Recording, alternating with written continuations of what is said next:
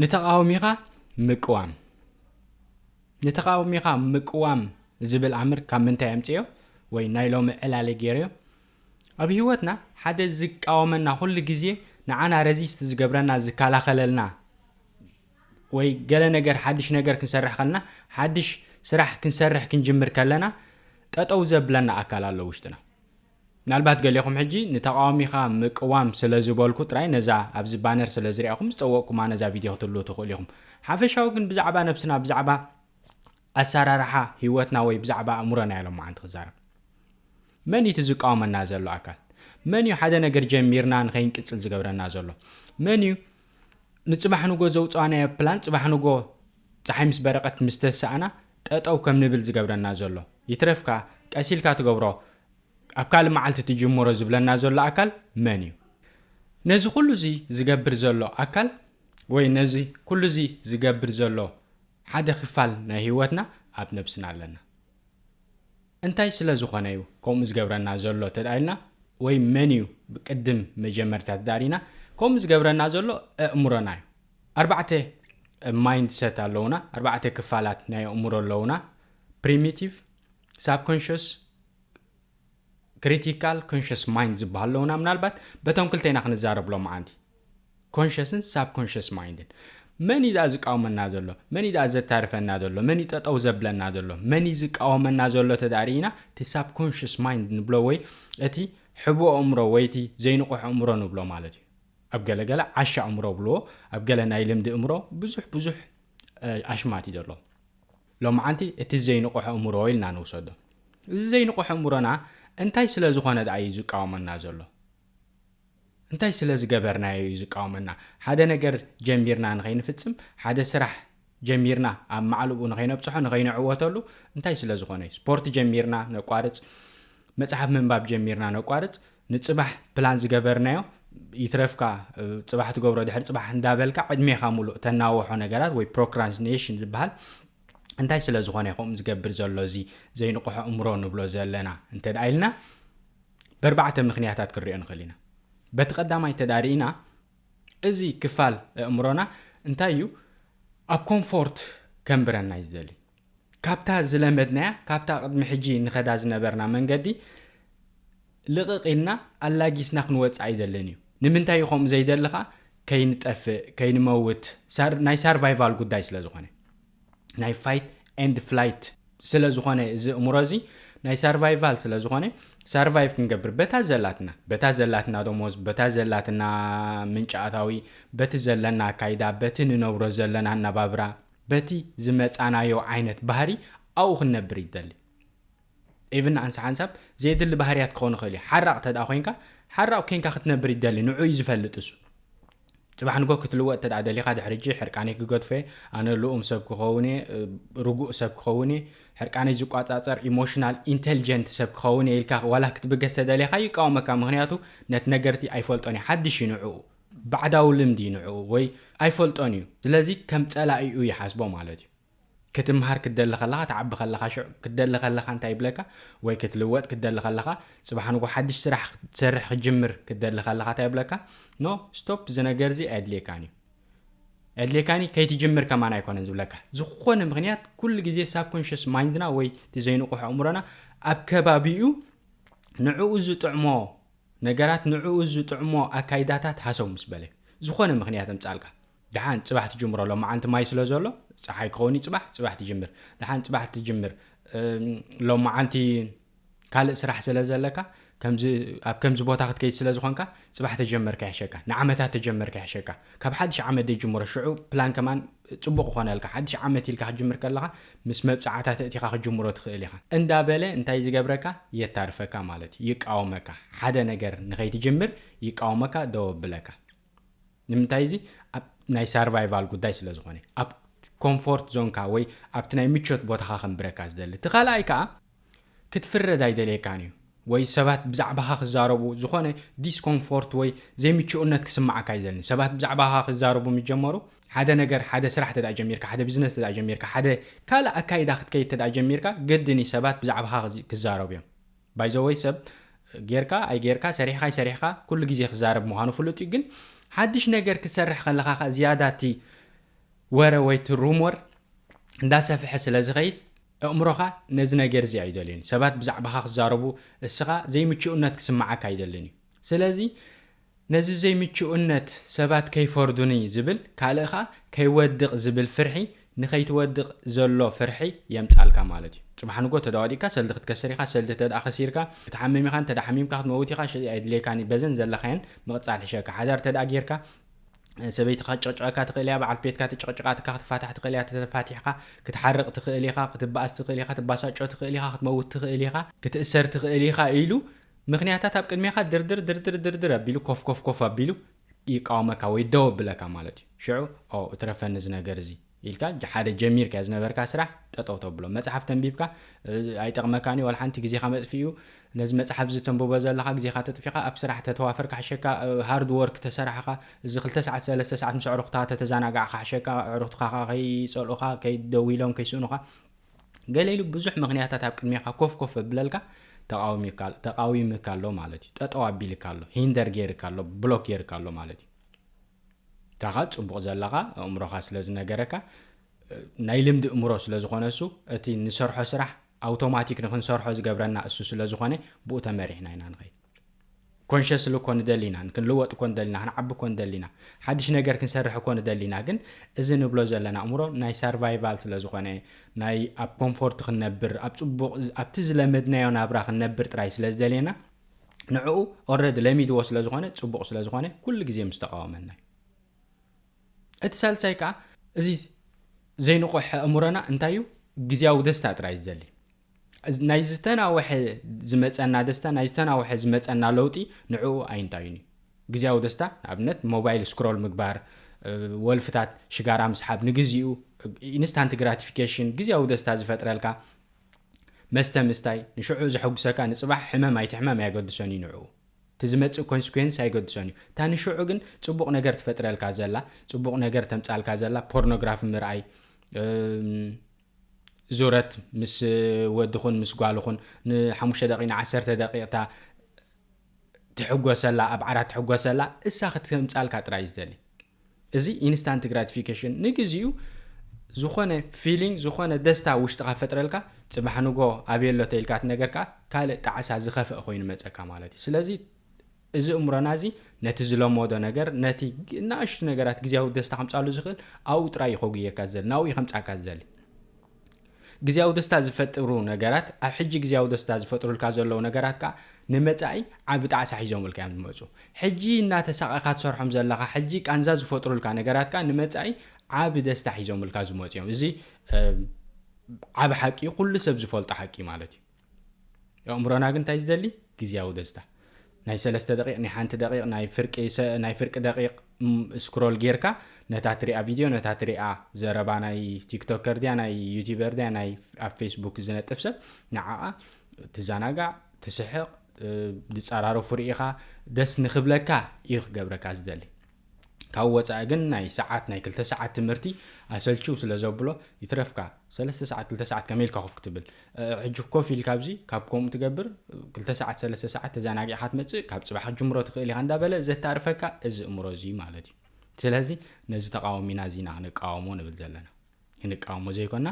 ብልዝብ ብጥበብ ብስራሕ ጌርና ናብቲ ዝደለናዮ መስመር ከነምጻሉ ንኽእል መንገዲ ንኽንከይድ ማለት እዩ እቲ ራብዓይ ከዓ መንነትካ ጌርካ ሒዝካ ኣለኻ ነቲ ነገርቲ መንነትካ ኣነ ሰታየ ኣነ ሓራቐ ኣነ ብተፈጥሮይ ደቃስየ ኣነ ብተፈጥሮይ ደንጓየ ኣነ ብተፈጥሮይ ጥበብ የብለይን ኣነ ብተፈጥሮይ ማትስ ሕማቐ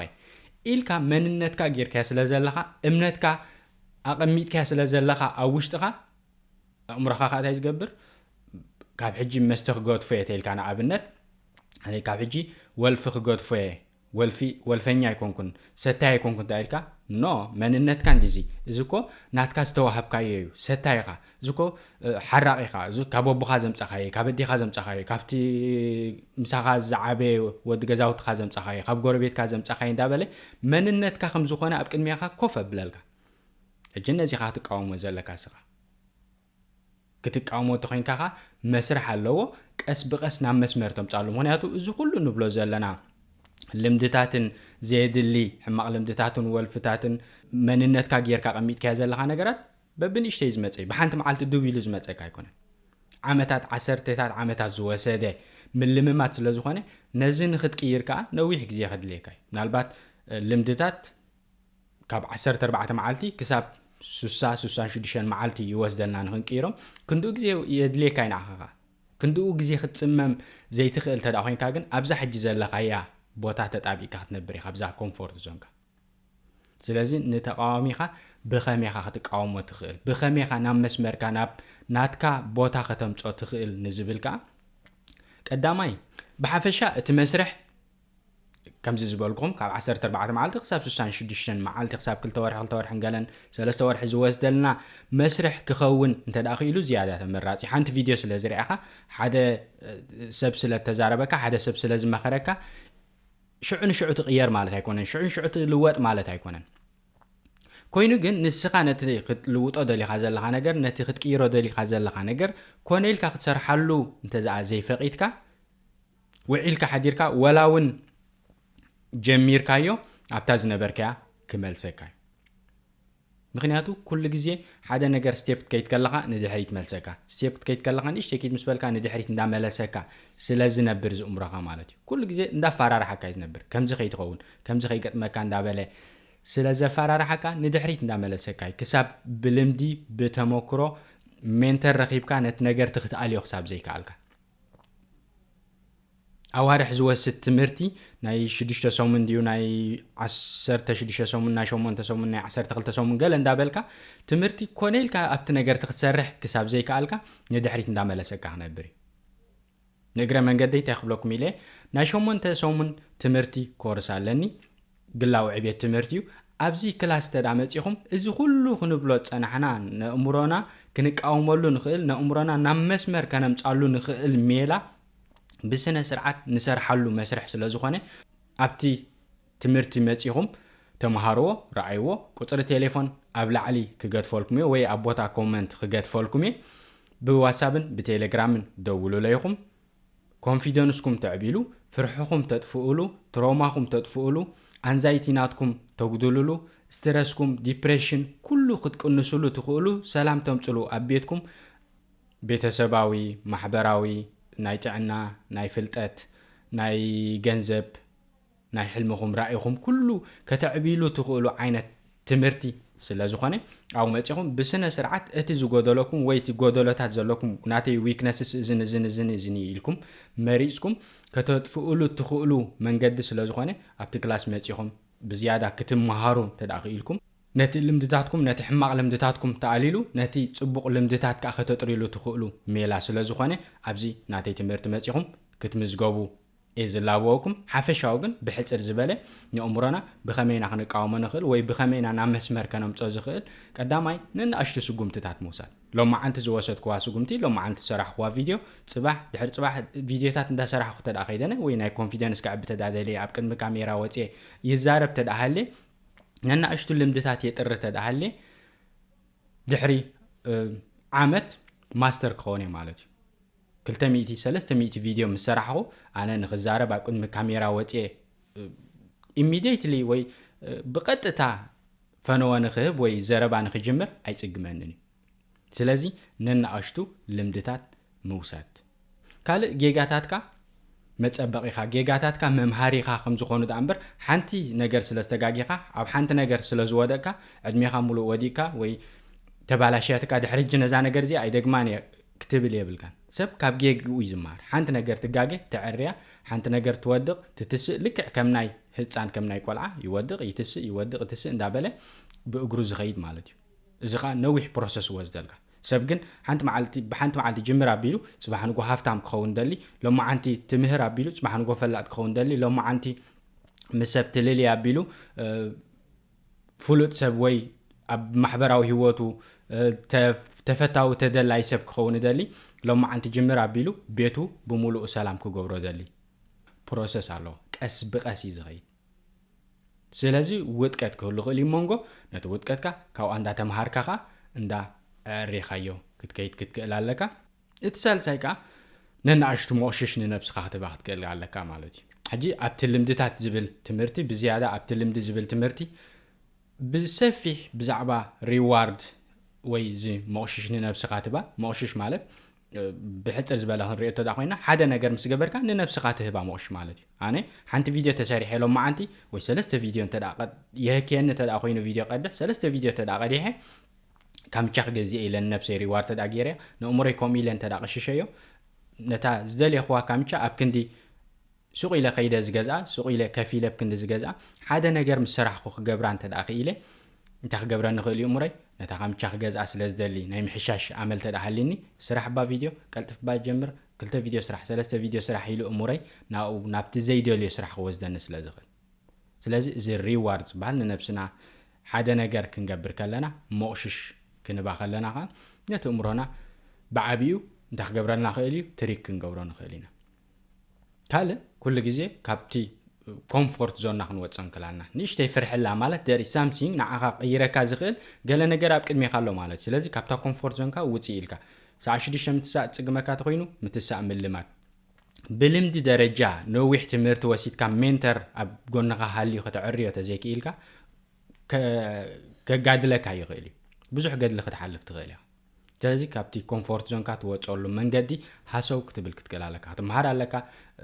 ሴሚናራት ክትወስድ ኣለካ ሜንተር ክትገብር ኣለካ ትምህርቲ ክትወስድ ኣለካ መፅሓፍቲ ከተንብብ ኣለካ ናኡ ክወስደካ ዝኽእል ብዓብዩኻ መንነትካ ትቕይረሉ መንገዲ ክትፈጥር ትገል ኣለካ ኣብዚ ሕጂ ሰዓት ዘለኻዮ ኣነ ሓራቂ ኣነ ሰታየ ኣነ ዘዋሪ ኣነ ዕሩኽ ፎቲ ኣነ ዕሩኽ መብዛሕ ፎቲ ጨወታ ፎቲ ገለ ኢልካ መንነትካ ጌርካ ዘለኻ ኮምፕሊትሊ ክትቅይሮ ክትገል ኣለካ ናብቲ ትደልዮ መንገዲ ክትከይድ ተዳኺንካ ኖ እዚ ዝኸደ ዘለኹ የዋፃእኒ እዩ ፅቡቕ ኣለኹ ከምዛ ዘለኹ ክነብር ክእል ትብል ተኮይንካ እዛ ቪድዮ እውን ብመሰረቱ ንዓኻ ትምልከት ኣይኮነትን ማለት እዩ ስለዚ መንነትካ ኮምፕሊትሊ ትቕይረሉ መንነትካ ክትቅይር ክደሊ ከለኻ ግን ኣእምሮኻ ተኽብለካ ኖ ፅቡቕ እንዲኻ ዘለኻ ምስ በዓል መሓሪ ምስ በዓል ገለ ፅቡቕ ግዜ ተሕልፍ ኣለኻ ትዕልል ኣለኻ ተውር ኣለኻ ተሓምል ኣለኻ ትስዕስዕ ኣለኻ ትሰክር ኣለኻ እዚ ህይወት ንዓኻ እዚ ንዓኻ ፅባሕ ንጎ ህይወት ዝህበካ እዚ ንዓኻ ዘዕብየካ እዚ ንዓኻ ፅቡቕ ነገራት ኮምፎርት ኮይንካ ትነብር ኣለኻ ደስ ኢልካ ምንባር እኮ ሓንቲያ ገለ እንዳበለ እንታይ ክገብረካ ዝደሊ ጠጠው በል ኣይትኸይድኒ ኢኻ ኢሉ ከኣስረካ ዝደሊ ነዚና ክንቃወም ንብል ዘለና ሕጂ በዞም መስራሓት ዝበልክዎም ክትቃወሞ ትኽእል ኢኻ ትንክፍ ኣቢልዮ ኣለኹ ኣብቲ ትምህርቲ ኣብ ክላሰይ ምስ መፃኹም ግን ብሰፊሑ ብርህ ብዝበለ ጉልሕ ብዝበለ መንገዲ ስለ ንኸዶ ነቲ መስርሕቲ ጅምር ከየበልና 2-3 ክላስ ምስ ከድና ብዙሕ ኣብ ህይወትና ፈትሽናዮ ዘይንፈልጥ ነገራት ክረክብ ኢና ብዙሕ ኣብ ህይወትና ርኢናዮ ዘይንፈልጥ ኣስተውዒልናሉ ዘይንፈልጥ ለካ ከምዚየ ነይረ ሕጂ ተቐይረ ንብለሉ መስርሕ ክንከይድ ኢና ንተቃዋሚኻ ምቅዋም ማለት ነቲ ኣብ ክፋለ እምሮኻ ዘሎ ናይ ልምዲ እምሮኻ ዘይነቑሕ እምሮኻ ሳብኮንሽስ ማይንድ ተቃዊምካ ሓባቢልካ ናብ መስመርካ ተምፃሉ መንገዲ ማለት እዩ ካልእ ትርጉም የብሉን ነዛ ቪድዮ ክሳብ መወዳእታ ስለ ዝሰማዕኹማ ካብ ልቢ እየ ዘመስግነኩም ምሳኹም ፀናሕኹ መሓርየ ኩሉ ሰሰናይ ምንየልኩም ብሩኽ ከነ